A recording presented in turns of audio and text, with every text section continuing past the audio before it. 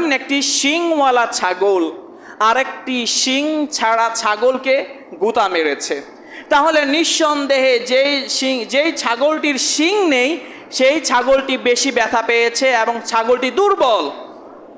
সেই ছাগলদেরকেও কিয়ামতের ময়দানে উপস্থিত করা হবে, সকল প্রাণীদেরকেও উপস্থিত করা হবে যদি কোনো প্রাণী আরেকটা প্রাণীর উপর জুলুম করে। আল্লাহ রাব্বুল আলামিন কোরআনে বললেন, ওয়ামা মিন দাব্বাতিন ফিল আরদি ওয়ালা তায়রিন ইয়াতিরু বিজানাহিহি ইল্লা উমামুন আমসালুকুম।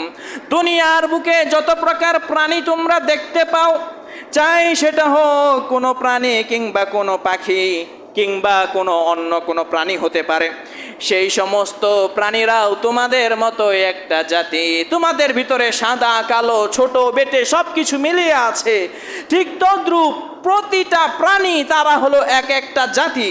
আল্লাহ রাব্বুল আলামিন তারপরে বললেন, থুম্মা ইলা রাব্বিহিম ইউহশারুন, তারপরে এই প্রাণীদেরকেও কিয়ামতের ময়দানে আল্লাহর সামনে উপস্থিত করা হবে। কেন উপস্থিত করা হবে এর ব্যাখ্যা আবার আল্লাহর নবী দিয়ে গিয়েছেন, যেমনটি হাদিসে এসেছে, আন আবি হুরায়রা রাদিয়াল্লাহু আন আন্না রাসূলুল্লাহ সাল্লাল্লাহু আলাইহি ওয়াসাল্লাম قال, আবু হুরায়রা রাদিয়াল্লাহু আনহু হতে বর্ণিত, আল্লাহর নবী বলছেন, লাতুআদ্দান্নাল হুকুকা ইলা আহলিহা ইয়াওমাল কিয়ামাহ, কিয়ামতের ময়দানে দুনিয়ার বুকে তোমরা যারা জুলুম করেছো আরেকজনের প্রতি, কিয়ামতের ময়দানে প্রত্যেকের জুলুমের হিসাব দিতে হবে। প্রত্যেকের হক কিয়ামতের ময়দানে ফিরিয়ে দিতে হবে। তারপরে আল্লাহর নবী বলছেন, হাত্তা ইউকাদা লিশাতিল জালহাই মিনাশ শাতিল কারনা, এমন কি দুনিয়ার বুকে একটি শিংওয়ালা ছাগল আর একটি শিং ছাড়া ছাগলকে যে গুতাটা মেরেছিল, যার কারণে শিং ছাড়া ছাগলটি অনেক ব্যথা পেয়েছিল, এর হিসাবও আল্লাহ রাব্বুল আলামিন কিয়ামতের ময়দানে নেবেন।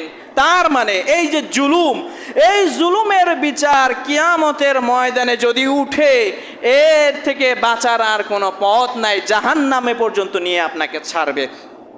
আল্লাহ নবী সাল্লাল্লাহু, এই হাদিসটি হলো সাহিহুল মুসলিমের 60 এবং মুসনাদে আহমদের 2 নম্বর খণ্ডের 235 এবং তিরমিজির 2420 নম্বর হাদিস।